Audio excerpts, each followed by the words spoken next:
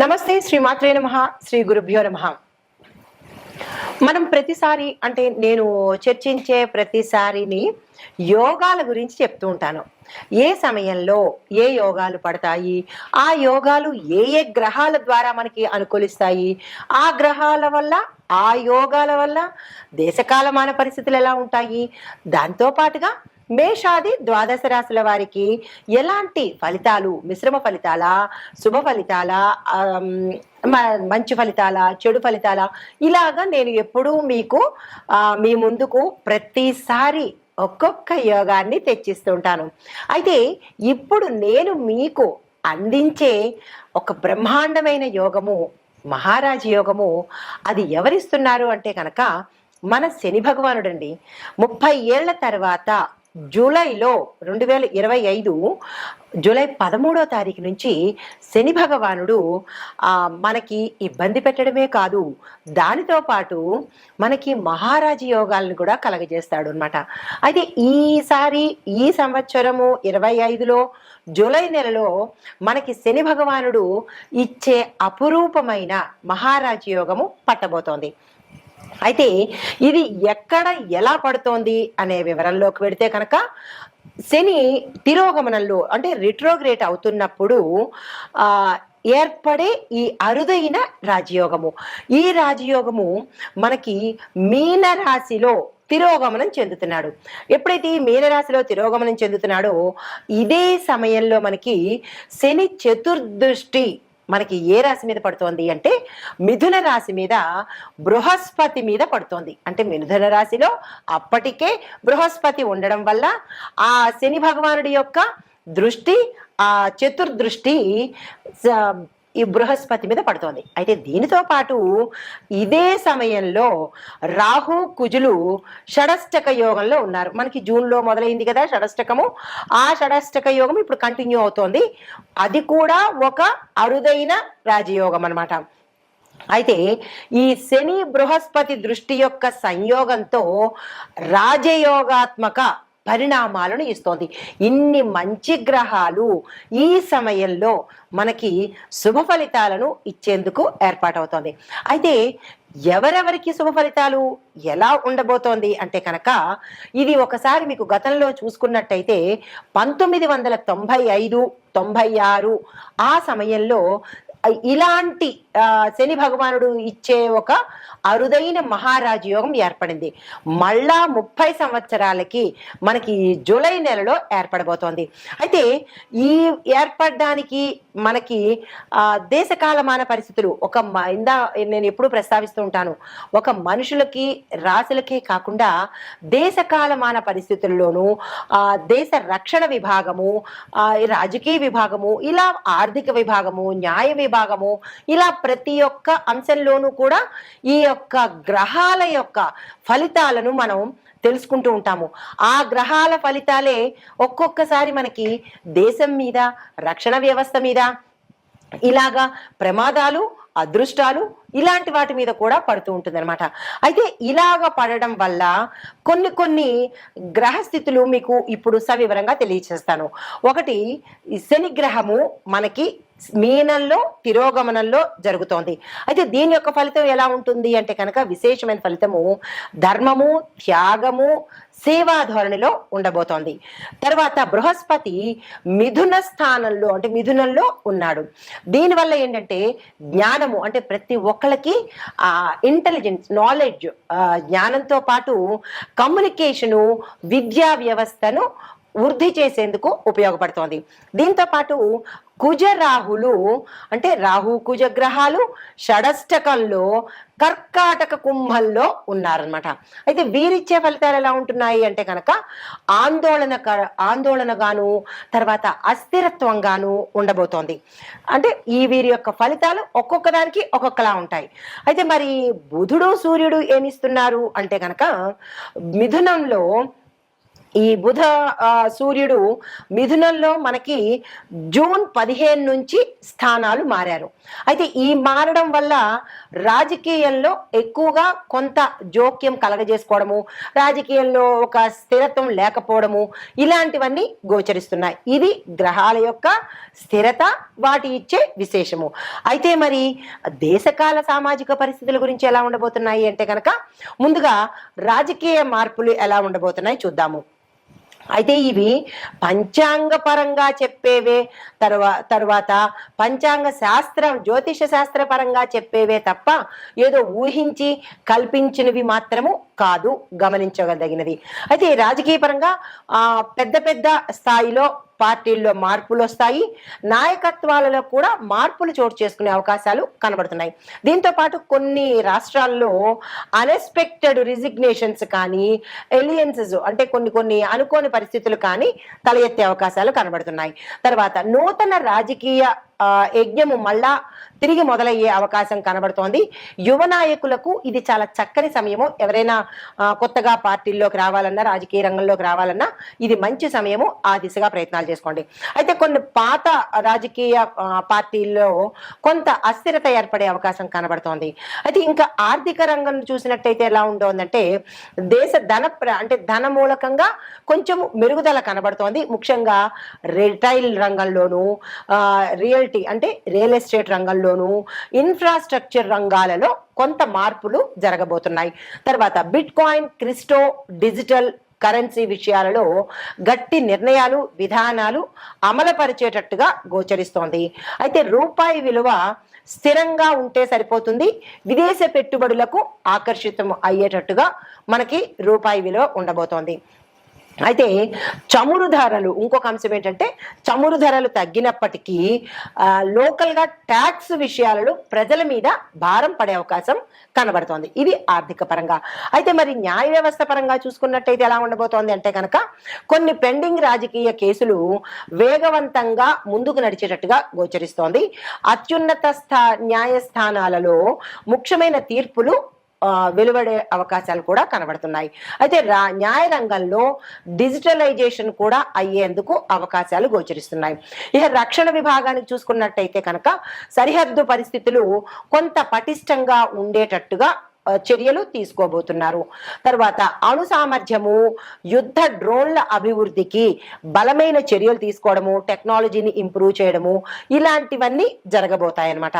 అయితే రక్షణ రంగంలో చూసుకున్నట్టయితే కొత్త ఒప్పందాలు కుదరడము, మరీ ముఖ్యంగా రష్యా, ఫ్రాన్స్, ఇజ్రాయెల్ వంటి దేశాలతో కొన్ని ఒప్పందాలు జరిపించుకునేటట్టుగా గోచరిస్తోంది.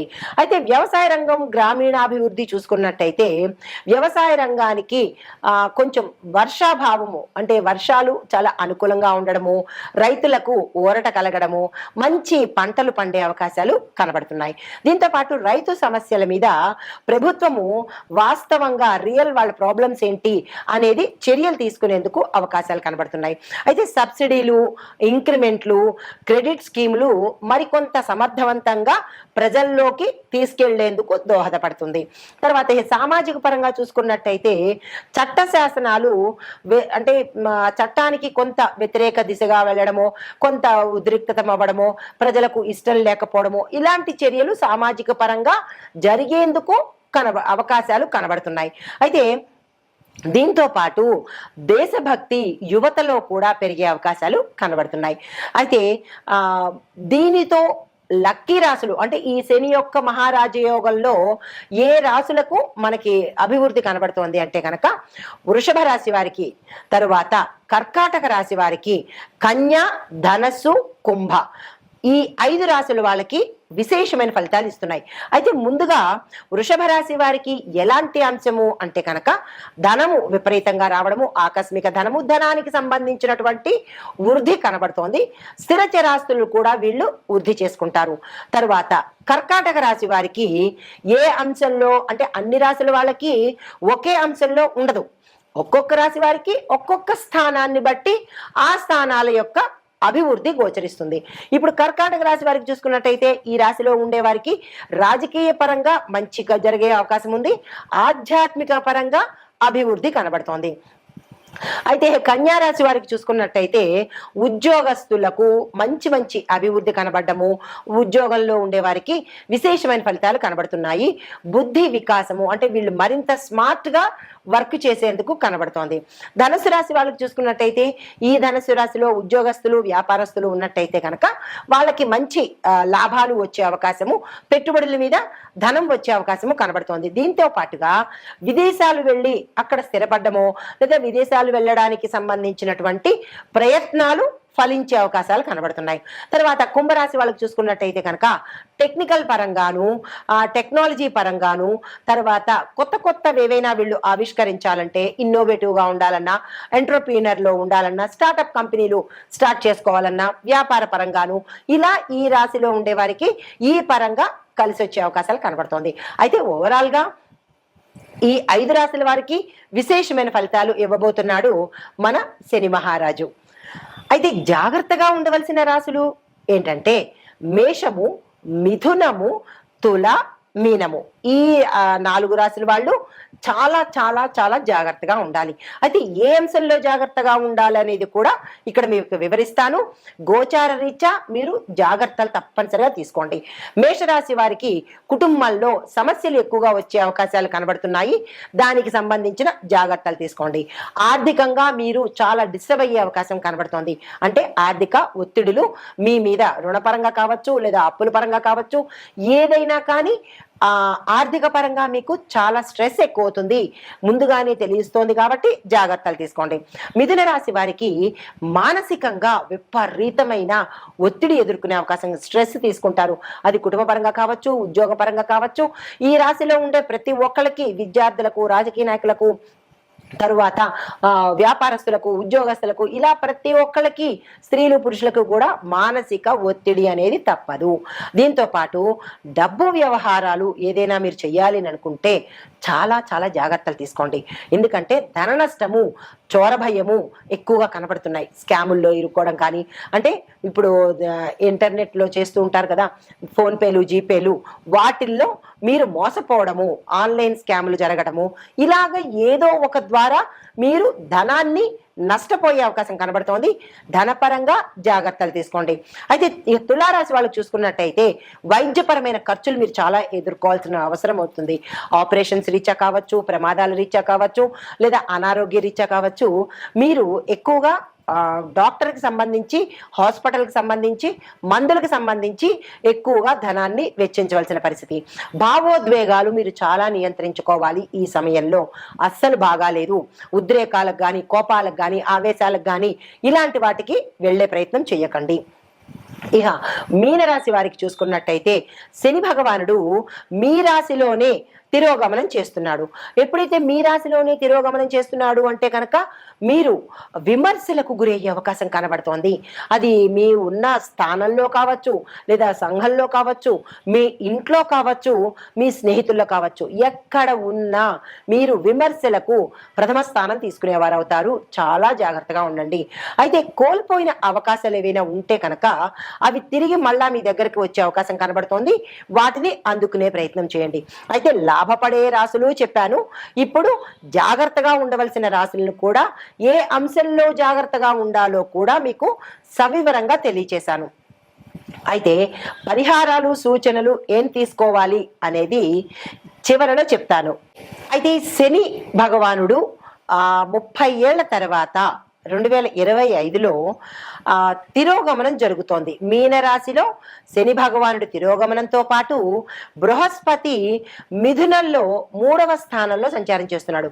అయితే ఈ యొక్క ఫలితాలు మేషాది ద్వాదశ రాశుల వారికి, ఒక్కొక్క రాశి వారికి ఎలా ఉండబోతోంది అనే అంశంలో ముందుగా మేషరాశి వారికి వీరి యొక్క గ్రహస్థితి, శని భగవానుడు 12వ స్థానంలో మీనరాశిలో ఉన్నాడు, బృహస్పతి 3వ స్థానంలో మిథునంలో ఉన్నాడనమాట. అయితే ఫలితాలు విద్యార్థులకు కనుక చూసుకున్నట్టయితే కొంత గమనించని ఒత్తిడి మీకు చాలా ఎక్కువగా కనబడుతోంది. జాగ్రత్తలు తీసుకోండి. ఏకాగ్రత తగ్గే అవకాశం ఉంది. చాలా చాలా కేర్ఫుల్ గా ఉండాలి. తర్వాత ఉద్యోగస్తులకు చూసుకున్నట్టయితే కనుక మీకు ట్రాన్స్ఫర్స్ అయ్యే అవకాశాలు ఎక్కువగా కనబడుతున్నాయి. ఒత్తిడితో కూడినటువంటి బాధ్యతలు మీరు మొయ్యవలసిన పరిస్థితి ఏర్పడుతోంది, జాగ్రత్తలు తీసుకోండి. ఆర్థికంగా చూసుకున్నట్టయితే ఈ రాశిలో వారికి విపరీతమైన ఖర్చులు పెరుగుతాయి. అనవసరమైన ఖర్చులు ప్రయాణం ద్వారా కావచ్చు, మీరున్న వివాహాల కోసం కానీ, లేదంటే ఏ దీనికైనా సరే శుభకార్యాల కోసం కానీ రూపాయి దగ్గర 100 రూపాయలు అయ్యే ఖర్చు కనబడుతోంది, జాగ్రత్తలు తీసుకోండి. సంపాదన యథాతథంగానే ఉంటుంది, కానీ ఖర్చులు మాత్రం ఎక్కువగా ఉంటాయి. ఆరోగ్యపరంగా చూసుకున్నట్టయితే అనారోగ్య సమస్యలు చాలా చాలా ఎక్కువగా ఉన్నాయి. మీ ఆహార వ్యవహార శైలిని మార్చుకోకపోతే కనుక విపరీతమైన డాక్టర్ ఖర్చులు ఎక్కువగా కనబడుతున్నాయి.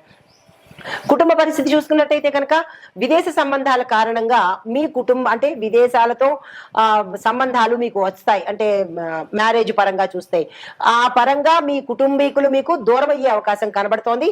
తాత్కాలికంగా కొంతమందికి విభేదాలు కూడా వచ్చే అవకాశం కనబడుతోంది. రాజకీయ సామాజిక పరంగా చూసుకున్నట్టయితే కనుక ప్రజల్లో ఆశ నిరాశల మిశ్రమంతో ప్రజలు ఉండబోతున్నారు. దీంతో పాటు నాయకత్వం మీద ఒత్తిడి పెరిగే అవకాశం కనబడుతోంది. అయితే మీకు పరిహారంగా ఏం చేయాలి అంటే కనుక ఇది శని భగవానుడి యొక్క సమయం కాబట్టి తప్పనిసరిగా మీరు ఈ సమయంలో జూలై 13 నుంచి 30 రోజుల పాటు నల్లని వస్త్రాలు ధరించే ప్రయత్నం చేసుకోండి. కుదరదు అని అనుకుంటే కనుక ప్రతి శనివారము నల్లని వస్త్రాలు ధరించండి. దీనితో పాటు శని భగవానుడికి మీ యొక్క యథాశక్తి ఏదైనా పరిహారం చేసుకోండి. దీంతో పాటు శని భగవానుడికి బృహస్పతికి కూడా ఇద్దరికి కలిపి పూజలు కానీ హోమాలు కానీ మీ శక్తి కొద్ది దానాలు కానీ ఇచ్చుకోండి. ఇది మేషరాశి వారి యొక్క ఫలితము. నమస్తే. అయితే ఇప్పుడు ఈ మేషాది ద్వాదశ రాశుల వారికి ఈ శని తిరోగమనంలో మీరు ఏం చేసుకోవాలి, మీ యొక్క బాధలకు ఎట్లాంటి మంత్రం చదువుకోవాలి అనేది ఓం శం శనేశ్వరాయ నమః అనే ఈ మంత్రాన్ని 108 సార్లు చదువుకోండి. దీనివల్ల ఫలితం ఏంటంటే, లాభం ఏంటంటే శత్రునాశనం అవుతుంది, డబ్బులు ఖర్చు అంటే వ్యయ నివారణ జరుగుతుంది, మీలో ఆత్మబలం పెరుగుతుంది. మీ ఇష్టము. ఇప్పుడు జప విధానము, ఇందాక నేను మంత్రాలు చెప్పాను కదా, ఆ మంత్రాలు ఎలా చదవాలి అనేది కూడా చెప్తాను. సంతృప్తికరంగా మీరు చదువుకునే ప్రయత్నం చేసుకోండి. తద్వారా లాభాలు పొందాలని ఆశిస్తూ మీకోసం అయితే ప్రతిరోజు ఆదివారం రోజు బృహస్పతి కోసము అంటే గురువు కోసం చేయవలసిన రోజు ఆదివారము, శని భగవానుడి కోసం చేసే మంత్రము శనివారం రోజు చేసుకోండి. 2వ నియమము 108 సార్లు జపించడం ఉత్తమము. అయితే మాల ద్వారా కానీ లేదా ధ్యానం ద్వారా కానీ మంత్ర జపం చేసుకోవాలి. ఎలా పడితే అలాగా, ఎక్కడ పడితే అక్కడ కాదు, చాలా నిష్ఠతో చేసుకోండి. 3వ నియమము నల్ల వస్త్రధారణ, బ్లాక్ కలర్ వేసుకొని శనివారం రోజు శని భగవానుడికి, పసుపు రంగు వస్త్రధారణ చేసుకొని గురువారం రోజు గురువుకి చేసినట్టయితే కనుక శుభప్రదము. నమస్తే.